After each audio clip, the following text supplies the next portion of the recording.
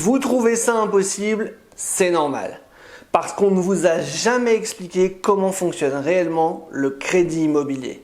Et aujourd'hui, dans cette vidéo, je vais vous montrer chiffres à la pluie pourquoi le crédit est l'arme la plus puissante à disposition d'un investisseur particulier. Et pourquoi une grande partie des gens qui ont les moyens d'investir dans l'immobilier passent complètement à côté de cette mécanique et parfois en faisant l'inverse de ce qu'il faudrait faire. On va comparer deux scénarios. Même personne, même capital de départ, deux choix différents. Et les résultats vont vous surprendre. Alors avant de rentrer complètement dans les chiffres, je vais vous parler d'un réflexe très courant et qui peut être très coûteux dans certaines situations. En France, entre 20 et 30% des transactions immobilières se font sans crédit. Alors bien évidemment, dans ce chiffre, il y a une forte proportion de résidences principales. Bien souvent, ce sont des gens qui revendent un logement qu'ils avaient déjà pour en racheter un nouveau. Alors ça, c'est une logique qui peut tout à fait se comprendre et surtout, ça n'est pas le sujet de cette vidéo. Le sujet de la vidéo, c'est l'investisseur. Celui qui a du capital disponible, qui veut le faire fructifier et qui choisit d'acheter son bien immobilier en cash parce que ça lui paraît plus simple, plus rassurant ou plus prudent que de s'endetter. Et c'est une intuition qui peut se comprendre. Un crédit, ça fait peur. Vous devez de l'argent à la banque pendant 20 ans, vous payez un taux d'intérêt et une assurance emprunteur qui vous coûte extrêmement cher, et donc s'en passer semble être une décision raisonnable. Alors on va commencer par nuancer quelque chose tout de suite. Acheter cash, ce n'est pas une erreur dans 100% des cas. Pour des gens qui recherchent simplement un complément de revenu stable sans endettement, ça peut potentiellement avoir du sens. Vous encaissez vos loyers et vous pouvez dormir tranquille. Même si, bien souvent, selon les situations, il aurait été possible de faire bien mieux avec votre capital. Par contre, si votre objectif c'est de construire et de maximiser votre patrimoine, alors là, acheter cash n'a absolument aucun sens. Et pour comprendre pourquoi, je vous invite à vous poser cette question. Vous disposez de 200 000 € de côté d'épargne disponible. Vous décidez d'acheter un bien d'une valeur de 200 000 €. Qu'est-ce que vous venez de faire concrètement? Vous venez de transformer 200 000 € d'épargne liquide et disponible en un actif beaucoup plus illiquide, en échange d'un loyer qui va tomber chaque mois tant que votre locataire paye. Et bien évidemment, vous avez l'espoir que votre bien prenne de la valeur dans le temps. Donc là, votre rendement sur ces 200 000 €, c'est ça et uniquement ça. Maintenant, imaginez que votre bien il ne prenne pas de valeur dans le temps parce que par exemple, vous l'avez acheté trop cher. Et bien là, si vous devez calculer votre rendement net de fiscalité, net des travaux, net de vacances locatives et net de tous les petits soucis qui se cumulent quand on détient un bien immobilier, vous allez voir que votre rendement sera tout simplement catastrophique. Et même si votre bien était amené à prendre de la valeur avec le temps, on sait que bien souvent l'évolution des prix de l'immobilier suit simplement l'inflation. Donc si vous comptez uniquement là-dessus pour vous enrichir, je ne dis pas que c'est impossible, il y a des biens qui prennent plus de valeur que l'inflation, mais en moyenne, les prix de l'immobilier suivent uniquement l'inflation et donc vous vous serez enrichi en numéraire, mais bien souvent pas du tout en pouvoir d'achat. Honnêtement, ce n'est pas la stratégie patrimoniale la plus efficace qui soit. Alors, dans cette vidéo, je vais vous montrer ce que donnent ces mêmes 200 000 € d'actifs, mais cette fois-ci avec seulement 20 000 € de mise de départ. Et on va partir du principe que le bien ne va pas prendre un seul centime de valeur dans le temps. Mais avant, pour ceux qui ne me connaissent pas encore, je m'appelle Gaëtan Perron et je suis conseiller en investissement financier immatriculé à l'Orias. Et sur cette chaîne, je décrypte les mécaniques patrimoniales que personne ne vous explique réellement. Avec des chiffres, des sources et sans langue de bois. Alors si c'est le type de contenu qui te plaît, n'hésite pas à t'abonner, à mettre un like et à commenter. Ça va inciter YouTube à montrer cette vidéo à d'autres personnes qui ont également besoin de la voir. On retourne à la vidéo. Maintenant, revenons à notre investisseur. Bon, il n'a plus de 200 000 € d'épargne cette fois, il a seulement 20 000 € qu'il souhaite investir. Et donc, il a deux options. Soit il met ses 20 000 € sur son PEA sur un ETF Monde, Et on va partir du principe que sur les 10 prochaines années, il va faire un rendement annuel moyen de 10%, ce qui correspond à peu près à la performance moyenne de la bourse à long terme. En réalité, c'est même un peu plus que le MSCI World, mais on va vraiment partir sur ce chiffre-là. Donc, dans cet exemple précis, son capital, il aura plus que doublé au bout de 10 ans. Puisqu'en fait, il se retrouvera avec 51 875 € brut de fiscalité. Donc, admettons qu'il décide de clôturer son PEA à ce moment-là, il va payer uniquement les prélèvements sociaux à 18,6%, puisque sur un PEA supérieur à 5 ans, il n'y a plus d'impôt sur le revenu. Et donc, en capital net, il se retrouvera avec 45 946 €. Il aura multiplié sa mise de départ par 2,3. Franchement, c'est pas mal du tout. Maintenant, on va regarder l'option B. L'option B, c'est que avec ces mêmes 20 000 €, il va faire un apport pour acheter un bien immobilier à 200 000 €. Donc sur ces 20 000 €, il y en a 16 000 qui partiront pour payer les frais de notaire et donc 4 000 € qui seront de l'apport sur le prêt. Ce qui fait que la banque va lui financer 196 000 € à un taux d'emprunt de 3,6% sur une durée de 20 ans. Ce qui lui fera une mensualité d'environ 1 147 € par mois. Maintenant, comme je vous ai dit un petit peu plus tôt dans la vidéo, on part sur une hypothèse volontairement pessimiste où on imagine que son bien ne va absolument pas prendre de valeur pendant ces 10 ans. On va partir du principe, par exemple, qu'il l'a acheté trop cher et que donc le jour où il voudra le revendre, le bien aura juste réatteint le prix auquel il l'a acheté. Donc au bout de 10 ans, il va vendre son bien et il va rembourser le capital restant dû à la banque, soit environ 115 426 €. Et donc, il va récupérer la différence entre le prix de vente et le remboursement du prêt. Et cette différence, elle s'élève à 84 574 €. Pour les mêmes 20 000 € investis, sans que son bien n'ait pris la moindre valeur, il a multiplié son capital par 4,2. Autrement dit, avec la bourse, il a fait x 2,3.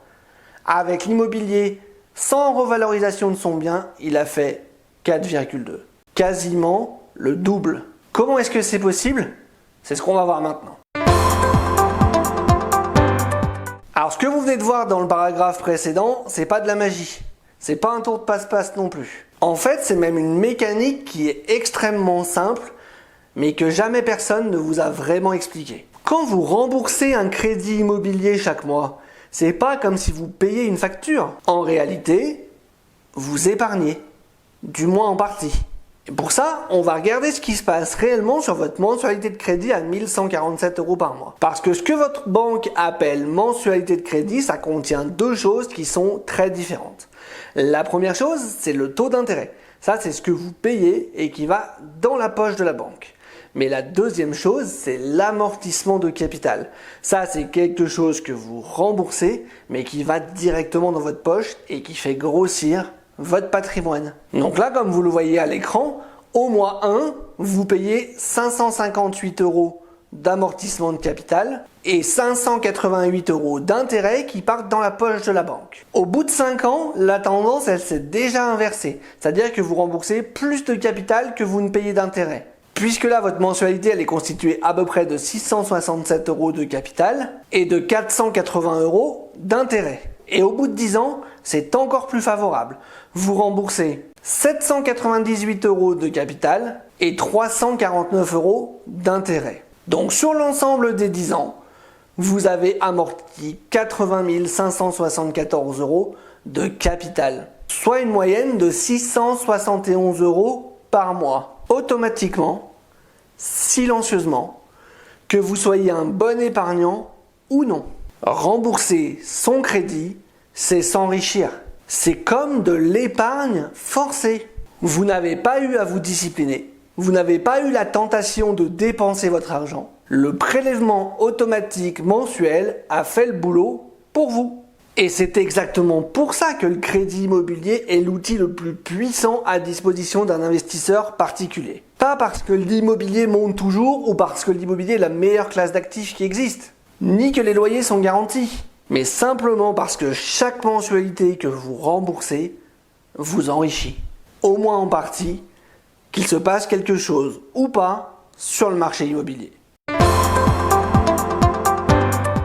Maintenant, on va pousser la logique encore plus loin. On va prendre l'exemple de quelqu'un qui cherche à investir dans l'immobilier locatif, qui prend le temps de se former, de connaître son environnement et son marché, qui visite des dizaines et des dizaines de biens, qui n'arrête pas de chercher, qui compare, qui négocie, et qui finit par trouver un bien à 8% de rendement brut. C'est ambitieux, mais honnêtement, c'est tout à fait possible pour quelqu'un qui fait le travail correctement. Donc pour un bien à 200 000 euros, si on prend 8% de rentabilité brute, ça lui fait un loyer à 1333 euros par mois. Donc là-dessus, si on enlève les charges courantes telles que la taxe foncière, les éventuelles vacances locatives, les assurances, on va dire qu'il perçoit environ 1120 euros de loyer net de charges par mois. Sa mensualité de crédit, c'est 1147 euros. Donc dans notre exemple, son effort d'épargne mensuel, c'est 27 euros brut de fiscalité. Et quel que soit son effort d'épargne, il faut se rappeler que son remboursement de mensualité capitalise pour lui 671 euros chaque mois, à sa place, automatiquement. Maintenant, imaginons que ce même investisseur, il décide d'enchaîner les biens. Il trouve un deuxième bien au même prix avec le même rendement, c'est pour l'exemple, vous avez bien compris. Dans la réalité, ça se passe pas comme ça. Il se retrouve avec un effort d'épargne de 54 euros par mois, toujours brut de fiscalité. Mais surtout, cette fois, il ne capitalise plus 671 euros par mois automatiquement, mais 1343 euros par mois, sur 400 000 euros d'actifs qu'il a sous son contrôle. S'il enchaîne sur un troisième bien, il se retrouve avec 80 euros par mois d'effort d'épargne, toujours brut de fiscalité, mais cette fois-ci avec un emprunt qui capitalise pour lui 2014 euros chaque mois. Donc si on résume, il a un effort d'épargne de 80 euros par mois brut de fiscalité d'un côté, et de l'autre, il a une épargne automatique de 2014 euros par mois. 600 000 euros d'actifs qui capitalisent pour lui avec une mise initiale de 60 000 euros. C'est ça la puissance du crédit immobilier. Pas la valorisation, pas les loyers. C'est ce crédit qui capitalise pour vous mois après mois sans même que vous y pensiez. Vous démultipliez votre capacité d'épargne mensuelle en ayant accès au levier bancaire. Car si vous deviez mettre vous-même 2 000 euros de côté chaque mois, il faudrait peut-être que vous gagniez 6 000 euros par mois pour pouvoir le faire.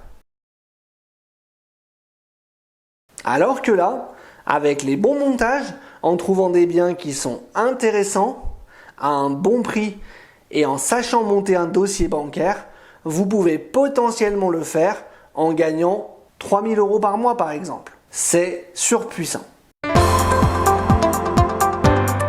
Alors du coup, est-ce que l'immobilier c'est mieux que la bourse ? En réalité, c'est pas la bonne question. Ce qu'on vient de voir dans cette vidéo, ce n'est absolument pas un argument pour abandonner la bourse. C'est un argument pour ne jamais opposer les deux. Parce qu'en fait, ces deux classes d'actifs ne jouent pas dans la même catégorie et n'apportent pas la même chose.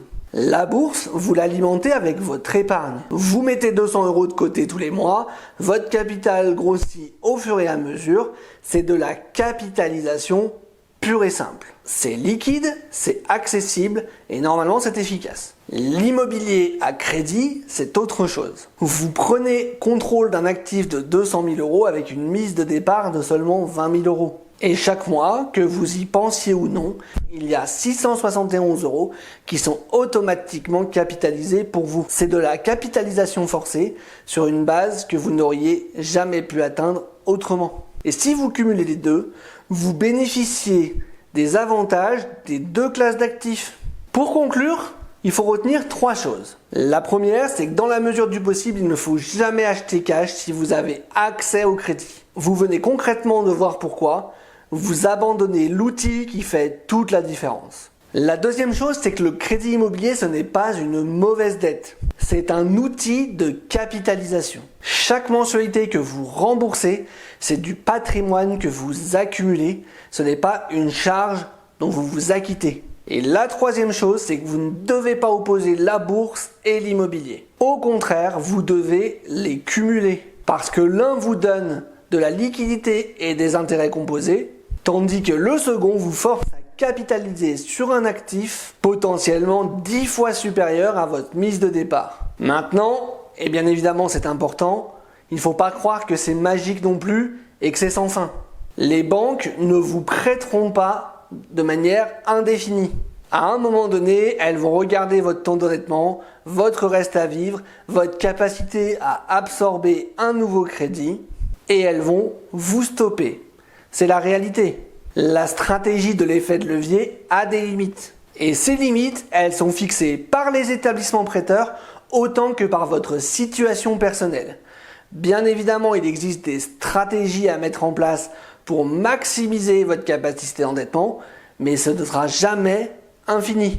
Donc ce que vous devez essayer de faire, c'est d'optimiser chaque opération pour maximiser les chances de pouvoir en faire une de plus. Bien choisir les biens que vous souhaitez acheter, optimisez votre dossier et construisez dans le temps, jamais dans la précipitation. Le crédit est l'outil le plus puissant accessible à un investisseur particulier. Encore faut-il savoir s'en servir. Si vous souhaitez qu'on analyse ensemble votre patrimoine et votre situation personnelle pour voir les axes d'amélioration qui seraient disponibles en fonction de vos objectifs, vous avez un lien en description de la vidéo pour prendre rendez-vous avec moi. Prenez soin de votre patrimoine, à la prochaine.